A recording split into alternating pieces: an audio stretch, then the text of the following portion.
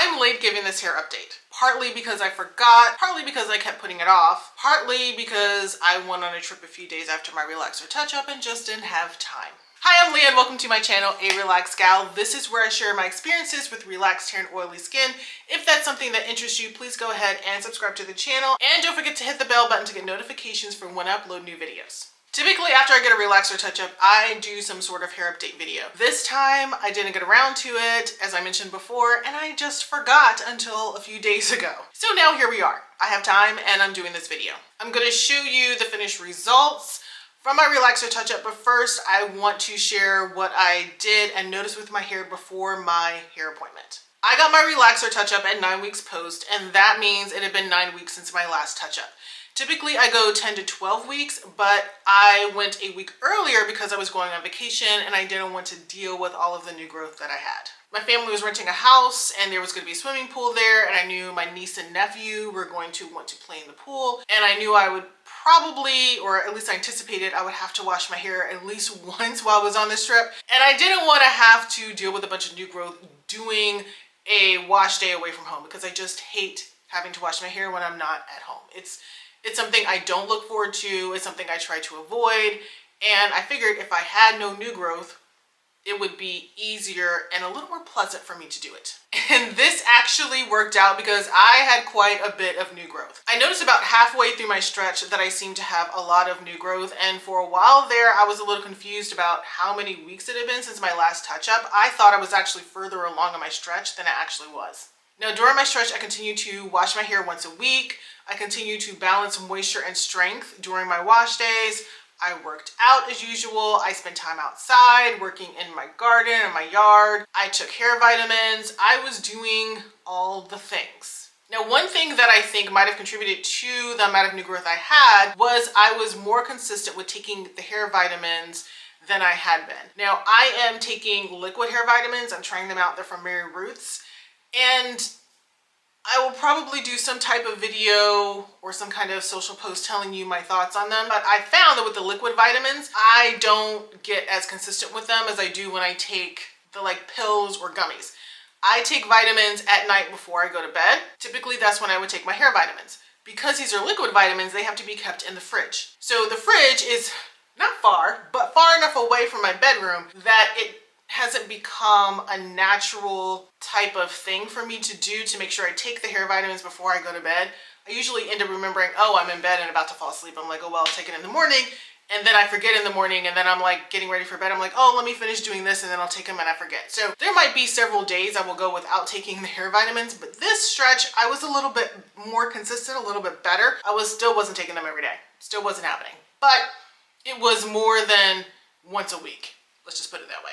And because I was a little more consistent with taking the hair vitamins, I do think that played a role in the amount of new growth that I had. So outside of being more consistent with my hair vitamins, everything else was pretty normal that I was doing, and as much or less than what I had been doing before. Now, the week before my relaxer touch-up, I did do some things during my wash day to help prep my hair. The first thing I did was a pre-poo that helped make detangling easier.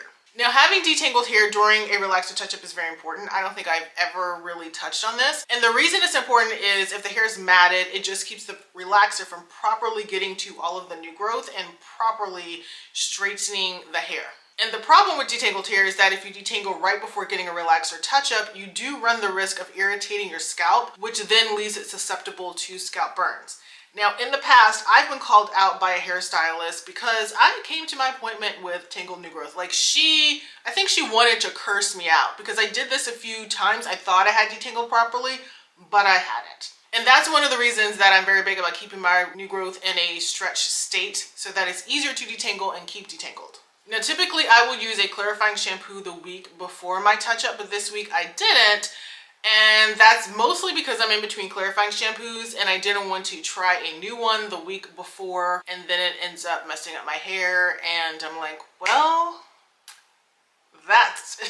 it could make a problem during relaxer touch-up day if it dries out my hair, or it causes some other issues. So I just didn't want to take a chance. So instead of a clarifying shampoo, I made sure to use a shampoo with some sulfates and make sure to just stick to moisturizing shampoos. I also used a moisturizing deep conditioner and a moisturizing leave-in conditioner, all of which would help my hair not dry out as much during the week. I did a bond treatment after I shampooed my hair to mix a little bit of strengthening into my wash day. I also mixed a strengthening conditioner with my moisturizing deep conditioner to also add some additional strength. After that wash, my hair felt soft, smooth, and very moisturized, which is exactly what I was hoping to have my hair feel like when I was heading into my upcoming relaxer touch-up. Now, if you want to specifically see the products that I used and the results from that wash day, which was the week before my relaxer touch-up, you can check out this video here. It's going to be linked for you in the description, so you can just go down there and check it out after you finish watching this video. Now, for my relaxer touch-up, I went to the hair salon. As usual, I will not attempt to touch up my hair with relaxer. I don't think I would ever apply relaxer to my hair myself. I just don't trust myself to do it. I prefer a professional to do it, get it done right, not mess it up so I don't end up bald. And if I do end up bald, I have someone to sue. Now, one thing I noticed during this touch-up session, it was pretty normal. She based my scalp, which I did do a little bit of basing myself. I think it was the morning of, because my appointment was in the afternoon. And so I did a little bit of basing my scalp with some Vaseline beforehand. She also based my scalp during the appointment.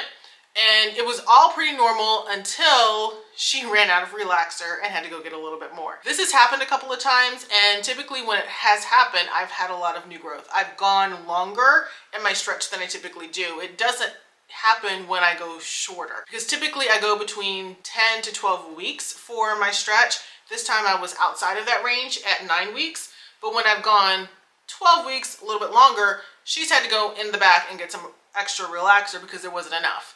So I realized I do have a lot of new growth if she had to do that, and I'm going less time than I typically do.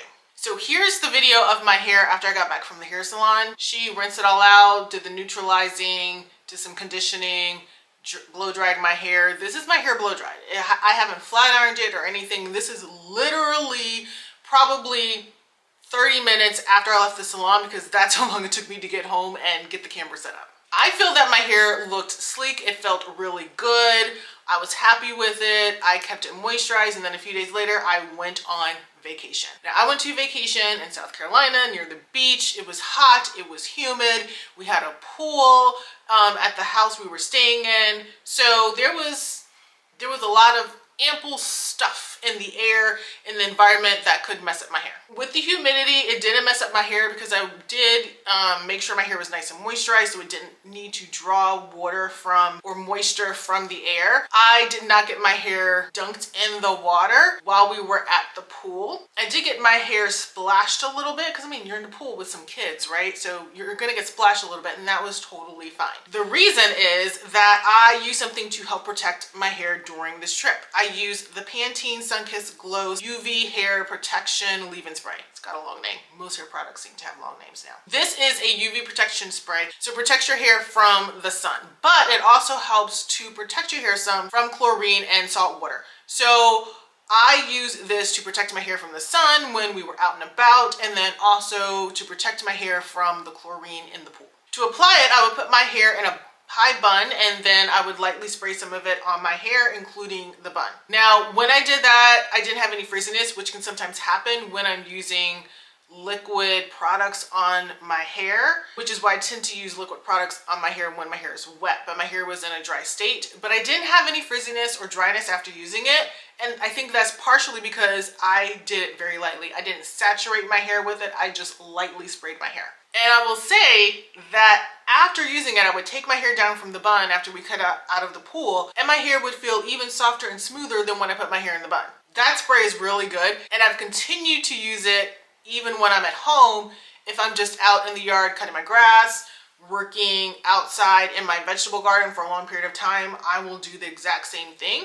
I'll put my hair up in a bun, and I will spray my hair with it, and my hair always feels good and smells good after I finish using it. Now, I was prepared to wash my hair if needed during the trip, but I successfully avoided needing to do that because I didn't get my hair dunked. My hair did get splashed a little bit, but I was like, hey, we're just gonna roll with it and then wash our hair when we get home.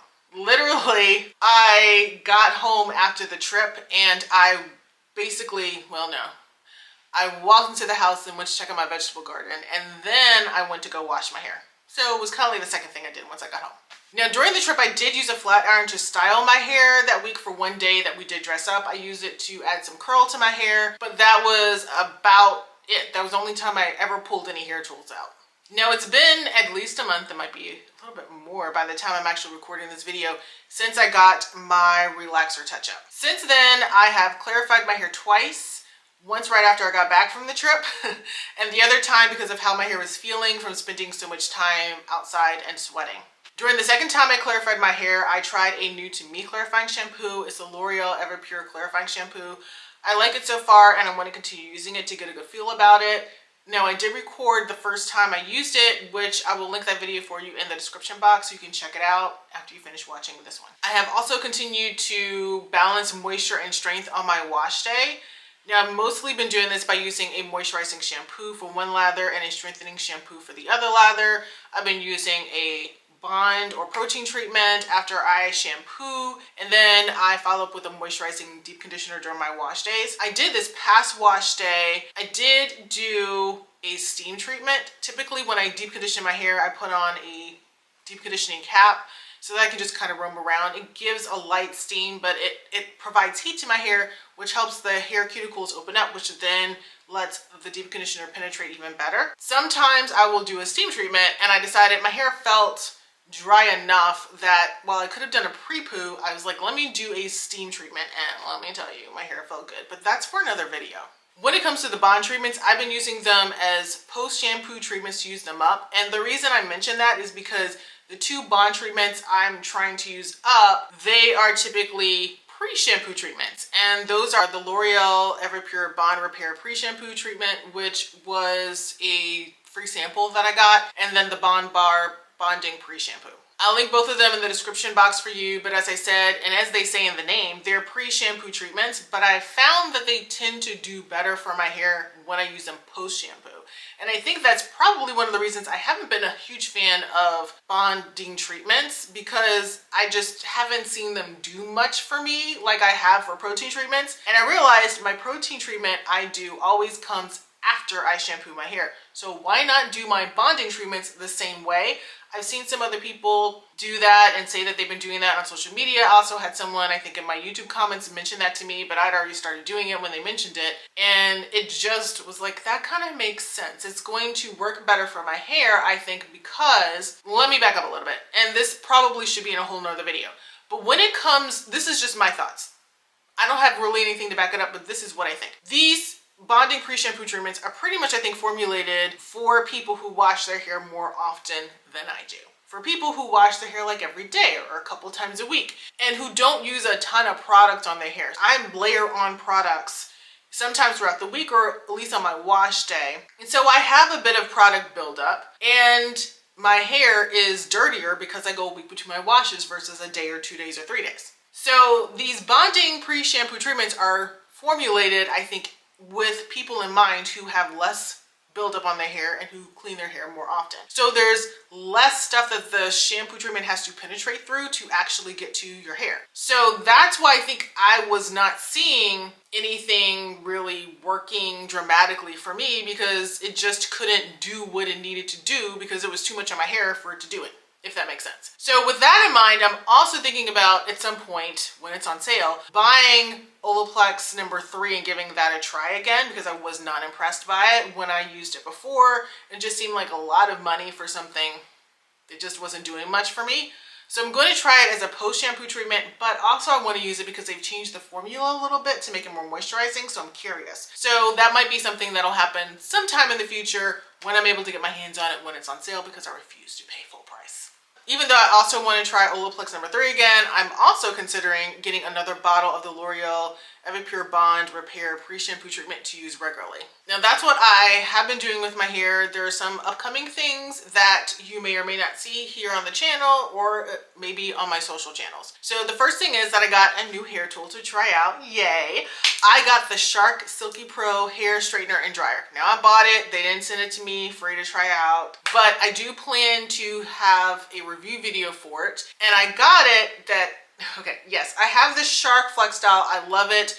And I saw the Silky Pro and I immediately wanted it because it is a blow dryer and it is a flat iron in one, and my thought was, hey, I don't need a blow dryer and a flat iron now. It can limit the number of hair tools I have, plus it might be something that's easier to travel with because I won't have to take two different things. I will have one thing to take, which could be a little bit dangerous because if it breaks, I'm totally screwed. I have nothing. Now, I'm one who believes you should never pay full price for anything you use. I always try to get stuff on sale, get it with a coupon, some kind of discount. And let me tell you, I got this almost half off at Ulta between a sale, a coupon, and some points that I had to redeem. So I not pay full price for this, just like I didn't pay full price for my Shark Flex Style. Just won't do it. I've tried it out already a little bit, and so I'm going to try it out again, actually on camera, show you how I'm using it. I'm not really familiar with all the functions yet, so that's to come, but I'll do a video for you guys and give you my thoughts on it. Also during the stretch, I'm going to try to get back to my usual 10 to 12 weeks. Between my relaxer touch-ups, I've been going a little bit under, a little bit over, just because of life happening, trips I've been taking. But I don't have any trips planned right now. There might be one in the fall, but I don't have anything planned for certain. So I'm going to try to get back on that 10 to 12 week schedule, because I think my hair does better when I go within that amount of time. It's not too long, it's not too short, and there's definitely a good enough amount of new growth to be able to really make sure I'm not having any relaxer overlap. So I want to make sure I'm going within my regular amount of time, because that came from trial and error, and I want to avoid doing more trials and errors. I'm going to continue using the Pantene Sunkissed Glow Spray. I'm going to continue to use it when I work out in the yard or I'm taking long walks outside. I've just been noticing some good things with my hair when I've been doing it, so I want to continue using things that are working for my hair. I'm also going to try to use up hair products that have been sitting around and waiting for me to use them up. I actually, for this past wash day, which is yesterday, from when I'm recording this video, I used a shampoo that had been sitting around for a while, and let me tell you, I thought the thing was expired, and I was like, should I be using this? But I used it, and it actually worked out really well. So I want to use up hair products that I have that have been sitting around so that I can try new products and start bringing back some products into my hair regimen that I know have worked really well for me, but I don't want to spend the money on them when I have all these other hair products just sitting around waiting for me to use them. I want to know from you, how long did your last relaxer stretch go? How long do you typically stretch? Have you been stretching that long? Have you been stretching shorter or longer? Go ahead and share all that in the comments below. And if you like this video, please go ahead and give it a thumbs up. Please share it and subscribe to the channel. And after doing that, you can check out this video that YouTube selected just for you. Thanks for watching, and I'll see you in the next one.